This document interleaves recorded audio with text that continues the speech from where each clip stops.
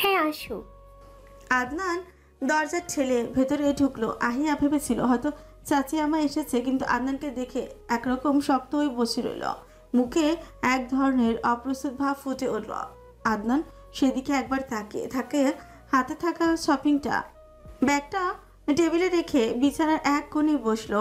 আহিয়া নিচু স্বরে জিজ্ঞেস করলো, কিছু বলবেন আদনান ভাই? তার চোখে উদ্বেগ, মুখে কৌতূহল। আদনান সরাসরি বলল, তোর পায়ের কি অবস্থা দেখি? আয়া আলতো করে চাদরটা টেনে পা বের করলো। গতকালের নীলচে দাগটা আজ অনেকটাই ফ্যাকাশে, তবু আদনান চোখ সরাতে পারলো না। তাকিয়ে থেকে জিজ্ঞেস করলো, ব্যথা কমেছে নাকি এখনো আছে? আহিয়া ছোট্ট করে উত্তর দিল। হুম। কি ঠিক করে বল। আহিয়া এবার মুখ তুলে বলল। কমে গেছে অনেকটা। আদনান পলকহীন ভাবে কিছুক্ষণ তাকিয়ে রইল, অতঃপর সামান্য নড়ে চলে শপিং ব্যাগটা তার দিকে বাড়িয়ে দিল। আহিয়া ভ্রু চেয়ে জানতে চাইল, কি এটা? খুলে দেখ। দ্বিধাগ্রস্ত হাত দিয়ে ব্যাগটা নিয়ে ভেতরে তাকাতেই আহিয়ার চোখ মুহূর্তে বিস্ময়ে বড় হয়ে গেল।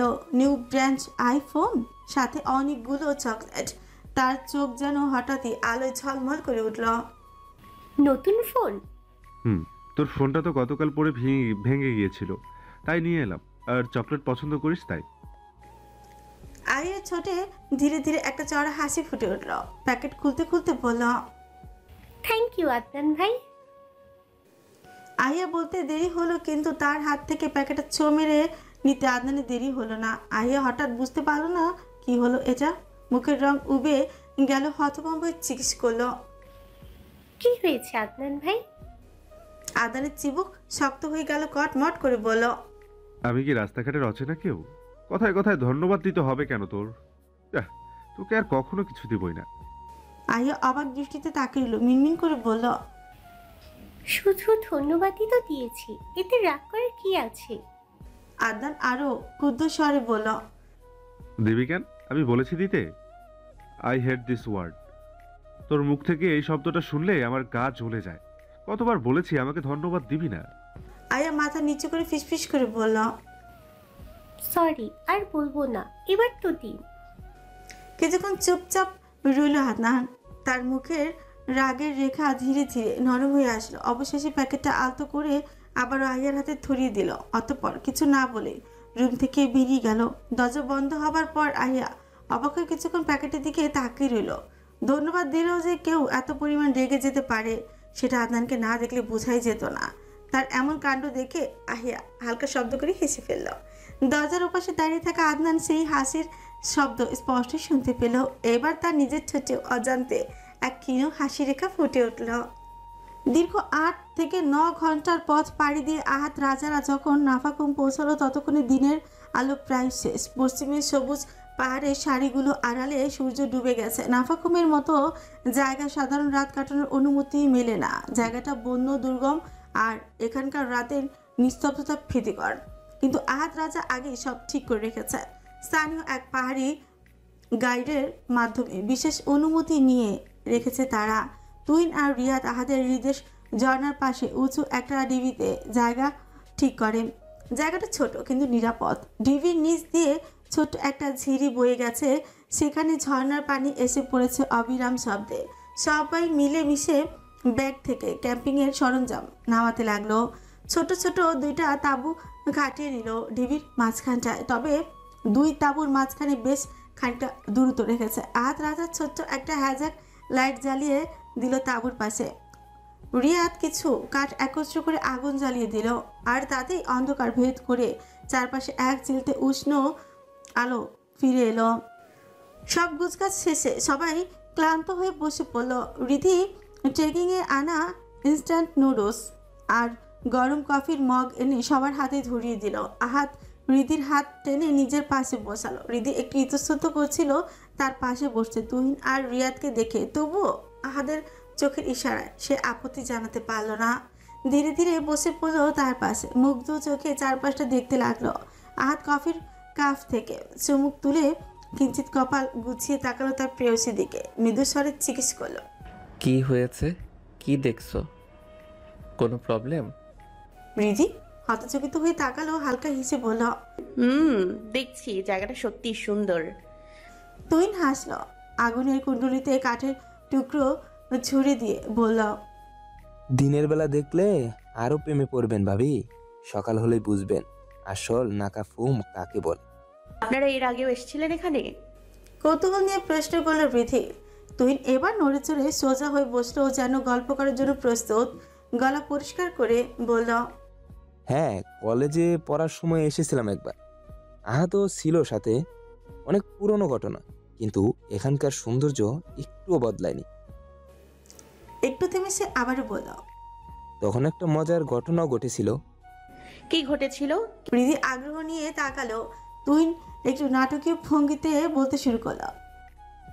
তখন আমাদের টিমের লিডার ছিল আহাত, কিন্তু সে টিমের লিডার বানিয়েছিল অন্য একজনকে, যার সাথে আহাদের কখনোই বনিবনা হতো না। তাই আহাত তাকে লিডার বলে মানতেও রাজি ছিল না, তবে বাধ্য হয়ে সেই টিমের সাথেই আসতে হয়েছিল। তো এখানেই ঘটেছিল আসল মজাটা। Stop it Tuhin. গর্জে উঠল আহাদ রাজা। চোখ রাঙিয়ে তাকালো তুহিনের দিকে। তুহিন হেসে বলল। কি স্টুপিড? তুই স্টুপিড। দাঁত কিরমির করে তুহিনের দিকে তাকিয়ে রইল আহাদ রাজা। তবে তুহিন সেই দৃষ্টি উপেক্ষা করে আবারও বলতে শুরু করল। আপনার স্বামী কি করেছে জানেন? রিধি কৌতূহলী হয়ে নিয়ে জিজ্ঞেস করলো। কি করেছে? আপনার স্বামী লুকিয়ে সেই লিডারের প্যান্টে বিচুটি পাতা ঢুকিয়ে দিয়েছিল। কি? রিধির চোখ বিস্ময় বড় হয়ে গেল। রিয়াদ হু হু করে হেসে উঠল। হ্যাঁ, সবাই মিলে পাহাড়ি পথে হাঁটছিলাম, হঠাৎ সেই ছেলেটা চিৎকার দিয়ে ছটফটাতে শুরু করলো। শেষমেশ সহ্য করতে না পেরে পাশে একটা পুকুরে ঝাঁপ দিল। ভাবতে পারেন? রিয়াদ হাসতে হাসতে বলল। মানে ভাই, আপনি তো খুব ডেঞ্জারাস ছিলেন। অতই শেষ না রিয়াদ।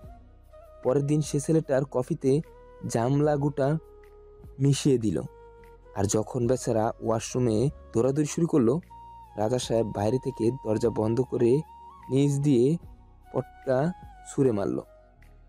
এমন শিক্ষা পেয়েছিল যে লিডার হওয়ার স্বাদ মিটে গেছিল তার। এরপর থেকে আহাত রাজার নাম শুনলেই তেল ঢেলে বলাতো। কিন্তু এর জন্য আহাতকে শাস্তি হিসেবে কান ধরে দাঁড় করিয়ে রেখেছিল আমাদের ডিপার্টমেন্টের হেড। পাক্কা আধ ঘন্টা কান ধরে দাঁড়িয়েছিল। তুই নিজেও হু হু করে হেসে উঠল। রিয়াদ অবাক হয়ে আহাদের দিকে তাকিয়ে বলল। ভাই, আপনি তো খুব দুষ্ট ছিলেন। শুধু দুষ্ট না, পিএইচডি করা বজ্জাত ছিল। ওকে কান ধরেছিল বলে সেই হেডের চেয়ারে সুপার গ্লো রেখে দিয়েছিল। হেড চেয়ারে বসতেই সাথে সাথে চেয়ারের সাথে আটকে গেল। এরপর করুণ অবস্থা হয়েছে। সেটা না হয় নাই বললাম, অবশ্য এখনো ওই রকম বজ্জাত আছে। কথায় আছে না, কুত্তারা লেজ 12 মাস চুঙ্গায় ঢুকায় রাখলেও সোজা হয় না। সব ঠিক ছিল, কিন্তু তুহিনের শেষ কথাটা শুনে আহাদ রাজার চোয়া শক্ত হইল। রক্তচক্ষু করে তুহিনের দিকে খটমট করে তাকিয়ে আছে। তুহিন সেটা খেয়াল করলো না, বরং সে নিজেই হেসে দুটোপুটি খাচ্ছে, সাথে রিয়াদও। রিদি আর চোখে তাকালো পাশে বসে থাকা আহাদ রাজার দিকে। তার মুখের ভঙ্গি দেখে রিধিও মুখ টিপে হেসে ফেল। এতে আহাদের রাগ আরো দ্বিগুণী বেড়ে গেল। তুহিনের বাচ্চা। গর্জে উঠল আহাদ। আগুনের আলোয় তার মুখটা যেন আরো লাল হয়ে উঠল। এক মুহূর্তে হাসি থেমে গেল সবার। বাতাস ভারী হয়ে উঠল। রিধি স্তব্ধ হয়ে তাকিয়ে আছে আহাদের দিকে। তার গলায় গর্জন। আমাকে নিয়ে ফান করতেছিস? তুই কৃত্রিম হাসি টেনে উপনিচ মাথা দিল। অর্থাৎ হ্যাঁ। আহাদ আবারও রাতে দত পিষে গর্জে উঠল। তুহিন। তুহিন বুঝতে পারলো আহাদ রাজা সাহেব বেজায় রেগে আছে। তাই সে দ্রুত উঠে পড়ল। রিয়াদকে উদ্দেশ্য করে বলল। চল রিয়াদ, একটু ঠান্ডা হাওয়া খেয়ে আসি। মন্ত্রী সাহেব ঠান্ডা না হাওয়া পর্যন্ত আশেপাশে থাকা নিরাপদ না।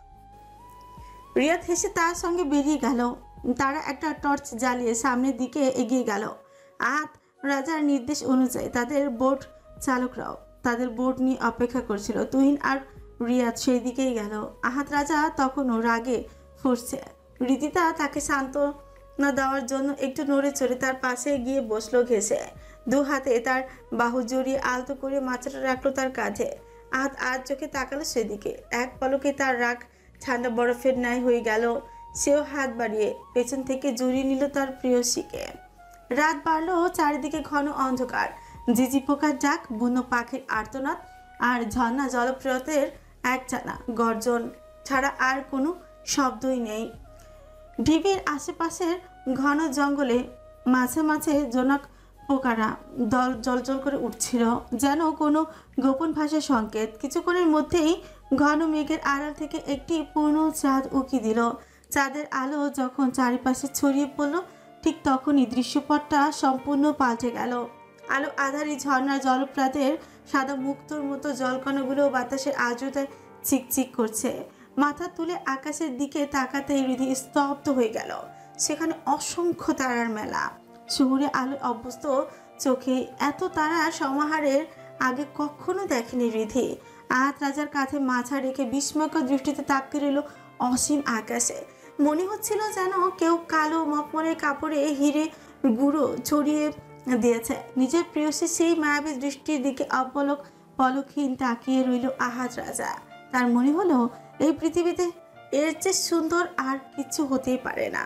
তার ঠান্ডা হাত দুটো নিজের হাতের তালুতে মধ্যে নিয়ে নিল, অতঃপর তার দৃষ্টি অনুকরণ করে তাকালো আকাশের পারে। গুনগুন করে গিয়ে উঠল, রাতেরি আধারে অজানা ছোঁয়ায় মায়াবী চোখে কি মায়া, যেন গোধূলি আবির মাখা, কি নেশা ছড়ালে, কি মায়ায় জড়ালে, কি নেশা ছড়ালে, কি মায়ায় জড়ালে।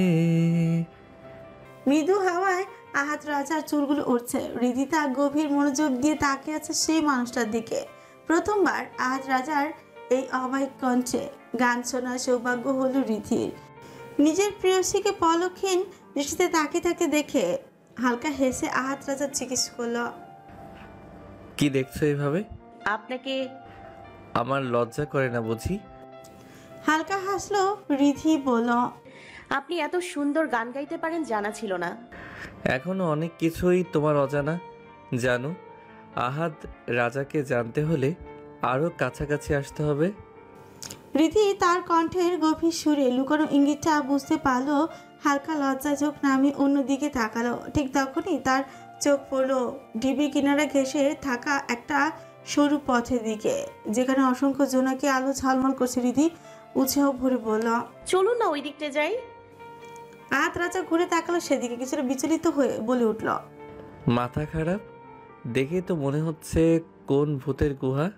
হৃদি শিকুচকে জিজ্ঞেস করলো, আপনি ভূতকে ভয় পান?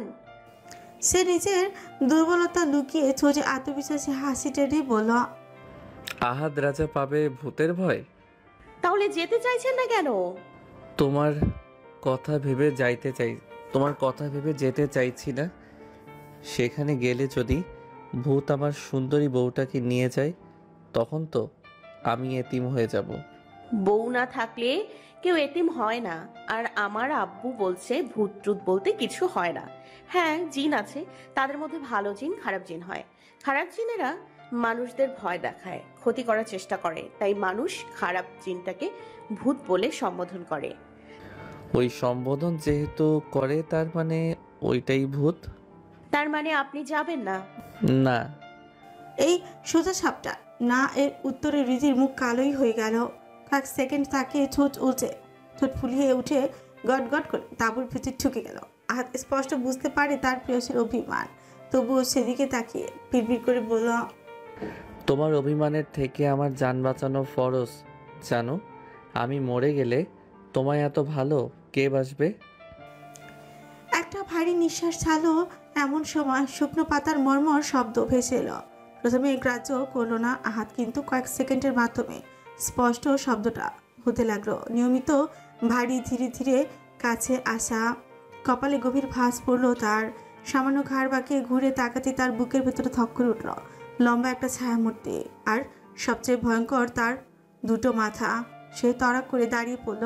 মুখের সব রং মুহূর্তেই লোপাট, কণ্ঠ শুকিয়ে একদম ফিসফিসে হয়ে গেল। ভূত?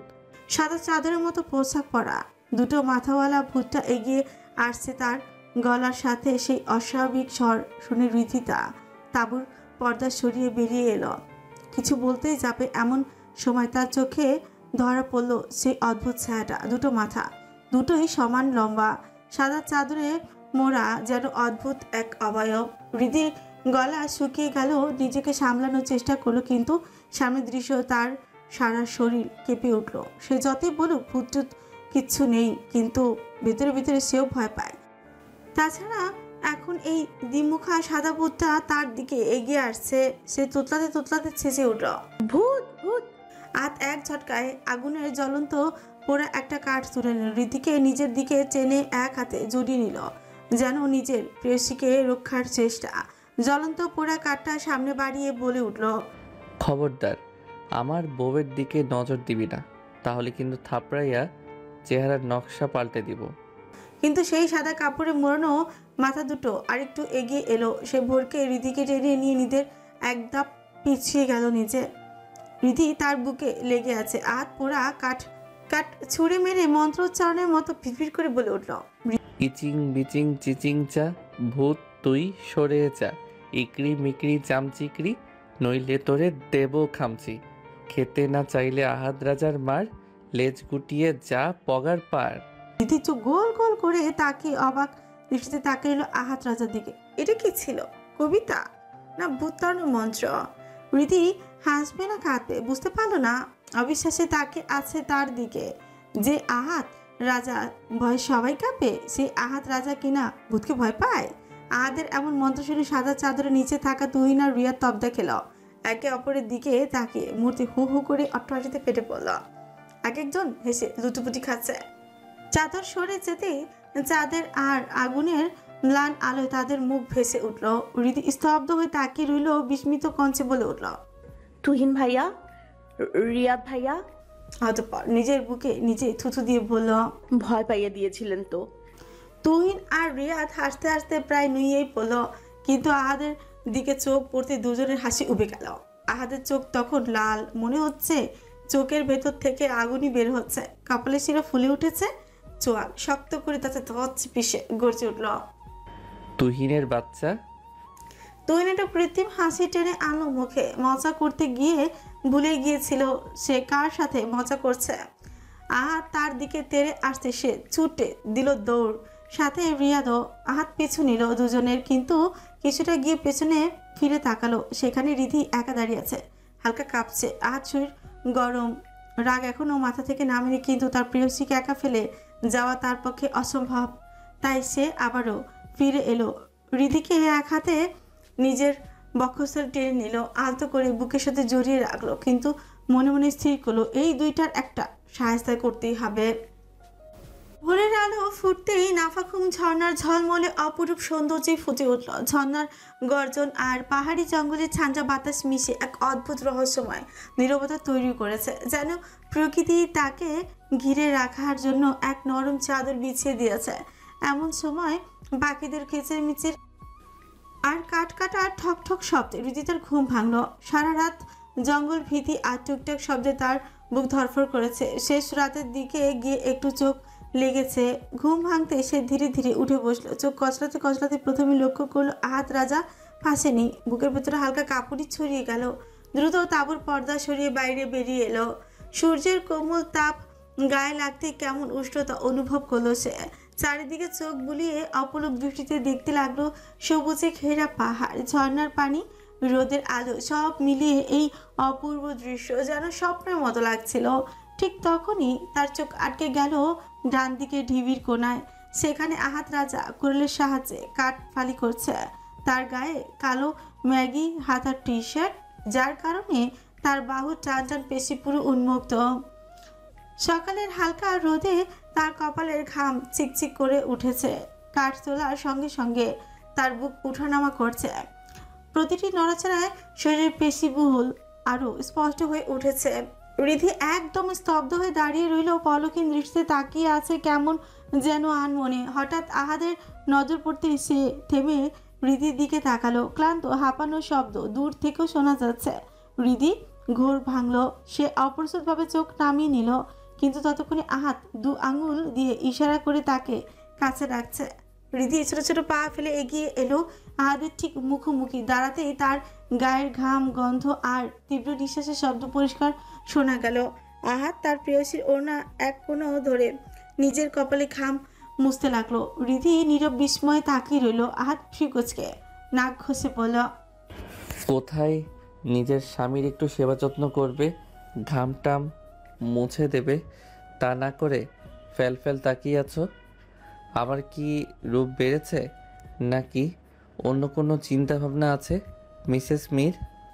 হৃদি লজ্জায় লাল হয়ে গেল। মাথা নিচু করে তোতলাতে তোতলাতে বলা, না না না, দিচ্ছি। অতঃপর নিজের হাতেই ওড়না তুলে আহাদের মুখ মুছতে লাগলো। আহাত তার সেই বোকা বোকা চাহনি দেখে ঠোঁট চেপে হাসি সামলাতে ব্যস্ত। এবার সে মাথা তুলে গলা এগিয়ে ধরল। এখানেও? হৃদি আপত্তি করলো না, বরং পরম মনোযোগে স্বামীর সেবা করতে করতে পুরো দুনিয়াটা যেন ভুলে গিয়েছিল। ঠিক তখনই 2বার গলা খাকারি দিয়ে আওয়াজ এলো। হৃদি চমকে ফিরে তাকাতেই দেখে একটু দূরে তুহিন আর রিয়াদ দুটো ছোট ছোট কাঠের টুকরোর উপর কান ধরে দাঁড়িয়ে আছে। কাঠের টুকরোটা এতটাও ছোট ছিল যে তাদের পাও ঠিকঠাক রাখতে পারছে না, যেন এক ধরনের ব্যালেন্সিং স্ট্যান্ড। দুজনের মুখ গম্ভীর, তবে চোখে দয়ার আকুতি। রিয়াদ কেঁদে ফেলার মতো গলায় বলল, ভাবি শুধু ভাইয়ের সেবাই করবেন? এই বেচারা দেবরের উপর একটু দয়া করুন, খুব খিদে পেয়েছে, সকাল থেকে ওভাবে দাঁড়িয়ে আছি। রীতি হতবাক হয়ে বলল, এভাবে দাঁড়িয়ে আছেন কেন? তুহিন অভিযোগের স্বরে বলল, কেন আসি? কারণ আপনার বজ্জাত স্বামী আমাদের শাস্তি দিয়েছে। আমরা তো শুধু একটু মজা করছিলাম, তাই বলে নিজের বন্ধুকে এত বড় শাস্তি দিবে? দেখেন দেখেন, আবার কেমন হায়নার মতো তাকিয়ে আছে। রীতি আর চোখে পাশে থাকা আহাদকে দেখল। আহাদের মুখভাব এতটাই কঠিন যে মনে হচ্ছিল পাহাড়ের পাথর থেকেও শক্ত। সে রুক্ষ গালে বলল, কোনো ভাবিটাবি বলে লাভ নেই, কোনো ভাবিটাবি বলে লাভ নেই। যতক্ষণ পর্যন্ত আমার কাট কাটা শেষ না হবে ততক্ষণ পর্যন্ত এইভাবেই থাকতে হবে। এরপর নেক্সট ডেমো। এরপর আবার কিসের ডেমো? ভাই, এত নিষ্ঠুর হোস না, ধর্মে সইবে না। তুহিন অসহায় স্বরে বলল। আজ চোখ গোল গোল করে চটকে উঠল। যখন কুকর্ম করছিলি তখন ধর্মের কথা মাথায় ছিল না, এখন ধর্ম? তোদের আইডিয়া ছিল না আমি তোদের কি কি শাস্তি পারি? রিয়াদ মিনমিন করে বলল, ভাই ভুল হয়ে গেছে, এবারের মতো মাফ করে দেন, আর জিন্দিগিতেও আপনারে ভূতের ভয় দেখাবো না। রিয়াদের কথায় আহাদ আরো তেতে উঠল। আহাদ রাজার কাছে ভুলের ক্ষমা নেই, ভুল যখন করেছিস এর শাস্তিও পেতে হবে। তুহিন আর রিয়াদ দুজনেই অসহায় মুখ করে রীতির দিকে তাকালো, কিন্তু রীতি বা কি করবে? এই আহাদ রাজা তো তার সাথে এমন করে। শুধু ভুল শব্দটা যদি ভুলেও মুখ থেকে বের হয় তো তাহলে তার জন্য শাস্তি রেডি থাকে। তবুও তাদের দুজনের চুপসে যাওয়া মুখ দেখে তার করুণা হলো। সে আলতো করে আহাদকে বলল, শুনুন না, শুনছি। বলছি এবারের মতো ওনাদের ছেড়ে দিন না। আহাদ সরু চোখে করে বলল।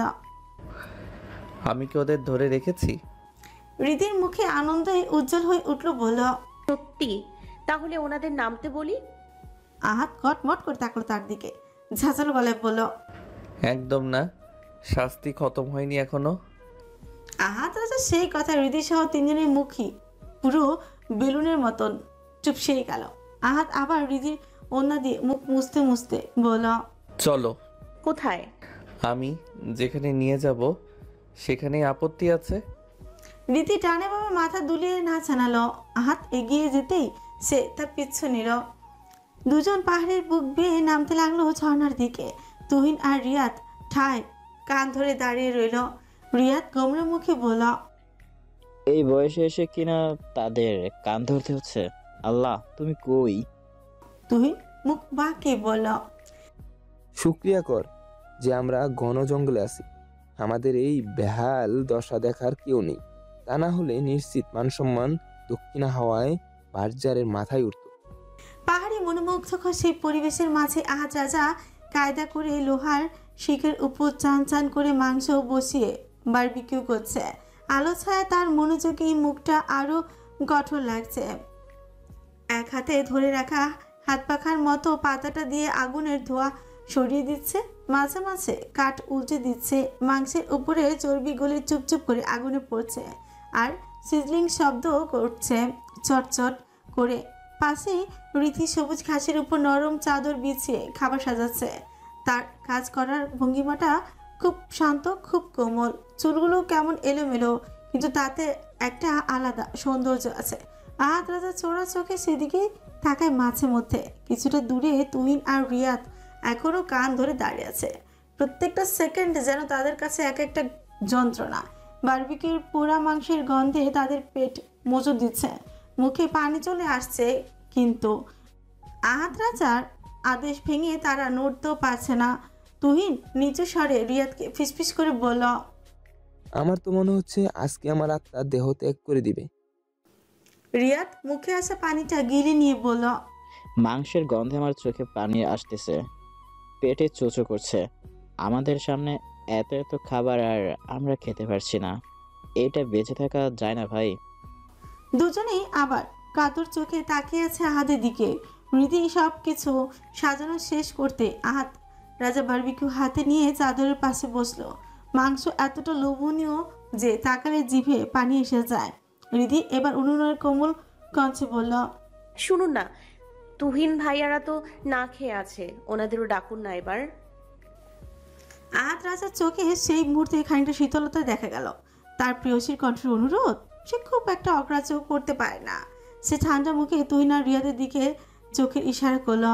দুজনেই আর এক সেকেন্ডও দেরি করলো না। মনে হলো যেন ট্র্যাকে রাখা স্প্রিংয়ের মতো লাফ মেরে নেমে হুড়মুড় করে দৌড়েই চলে এলো। কোনো কিছুর উপেক্ষা না করে ক্ষুধার্ত পশুর মতো দুই হাত দিয়ে মাংস, রুটি, সালাদ যা পাচ্ছে তাই মুখে ভরে খাওয়া শুরু করলো। তুহিন মুখে এক গাল ব্রেড চেপে রেখেই বলল, থ্যাংক ইউ ভাবি, আপনি না থাকলে আহাদ রাজা আমাদের আরো ভাজা ভাজা করত।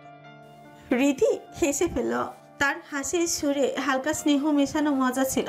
আহাদের দিকে এক কাপ কফি এগিয়ে দিল। আহাদ কোনো দ্বিধা ছাড়াই নিয়ে চুমুক বসালো। তবে সে লক্ষ্য করলো রীতি এরই মাঝে পরপর দুবার হাসি দিয়েছে, আবার নাকও টানছে। তার কপাল কুঁচকে গেল।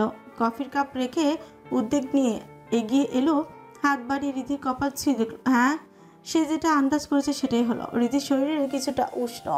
এখানকার ঠান্ডা আবহাওয়া, তার উপর কিছুক্ষণ আগেই তো দুজনে ঝর্ণার জমাট ঠান্ডা পানিতে ভালোই ভিজেছে। রীতির নাজুক শরীরটা সেটা ঠিকমতো নিতে পারেনি। হাত হঠাৎই দাঁড়িয়ে গেল, কণ্ঠ ভারী, চাপা দুশ্চিন্তায় ভর্তি। তুহিন, রিয়াদ, এখনই ব্যবস্থা কর, আমরা ঢাকায় ফিরব যত দ্রুত সম্ভব। কুইক। দুজন একসাথে থমকে গেল, মুখে খাবার নিয়ে ফ্যালফ্যাল করে তাকিয়েছে। হঠাৎ কি হলো বুঝলো না। তাদের বলতে বলদের মতন তাকিয়ে থাকতে দেখে আহাত চেঁচিয়ে উঠল, কি বললাম শুনতে পাসনি? আমরা এখনই ঢাকায় ফিরব, ব্যবস্থা কর। রিয়াদ আলুথালু গলায় খাবার গিলে ফেলে জিজ্ঞেস করলো, কেন ভাই, কি হয়েছে? আহাত সোজা সাপটা উত্তর দিল, রিদির শরীর খারাপ, এখানে থাকলে ও আরো অসুস্থ হয়ে যাবে। 1 মিনিটও আর দেরি করা যাবে না। তখন রীতির দিকে তাকালো। তাকে দেখে তেমন অসুস্থ মনে হচ্ছে না, কিন্তু আহাত রাজার দৃষ্টি থেকে বোঝা গেল এটাই ফাইনাল সিদ্ধান্ত। দুজনে আর সময় নষ্ট করলো না, দ্রুত উঠে জিনিসপত্র গোছানো শুরু করলো। রীতি চুপচাপ এসে আহাদের পাশে দাঁড়ালো, মৃদু স্বরে বলল, আপনাকে কে বললো আমি অসুস্থ? আমি ঠিক আছি। আহাত ভ্রু কুচকে ভ্রু তুলে তাকালো। তাহলে চলো। কোথায়? আহাত শুধু চোখের ইশারা করলো। ইশারাটা বোঝা মাত্র রীতির চোখ বড় বড় হয়ে গেল। বজ্জাত বেটা। আহাত হেসে ফেললো। সেই হাসিতে ছিল এক দুষ্টুমি, একটু আদর আর স্নেহ। অতঃপর তাঁবুর ভেতরে গিয়ে একটা নরম চাদর এনে রীতির কাঁধে জড়িয়ে দিল। মৃদু স্বরে বলল, এটা পেঁচিয়ে নাও, ঠান্ডা কম লাগবে। রীতি চাদরটা নিজের শরীরে জড়িয়ে নিল। ভেতরে অদ্ভুত এক উষ্ণতা ছড়িয়ে পড়ল। শুধু চাদরের নয়, আহাদ রাজার যত্নেরও। ততক্ষণে তুহিন আর রিয়াদ সব গুছিয়ে ফেলেছে। অতঃপর একসাথে তারা বোর্ডের দিকে এগিয়ে গেল। রাত প্রায় তখন 2টা। মীর হাউস রাতের নিস্তব্ধতায় ঢেকে আছে, যেন পুরো বাড়িটি ঘুমন্ত প্রাসাদ। কিন্তু সেই নিস্তব্ধতার বুক চিরে আহাদ আর রিধি বাড়ির গেট পেরোলো। দুজনে বাসায় ঢুকতেই ঘরের ভেতরকার হিমশীতল নীরবতা ভেঙে খান খান হয়ে গেল। রিধি দরজা পার হয়ে টলমল করে থমকে গেল। লম্বা চানি, পাহাড়ি কুয়াশা, ঝর্ণার বরফ, শীতল পানি, তার উপর জ্বর, সব মিলিয়ে পায়ের শক্তি যেন প্রায় শেষ। তার ফর্সা মুখটা লালচে, নাক টানছে বারে বারে, চোখে আধ ঘুমিয়ে ঝাপসা, চাদর মুড়িয়ে সোয়েটার গুছিয়ে আছে, তবুও ঠান্ডা তাকে ছাড়ছে না। ঠুকতেই আবার আচ্ছা আচ্ছা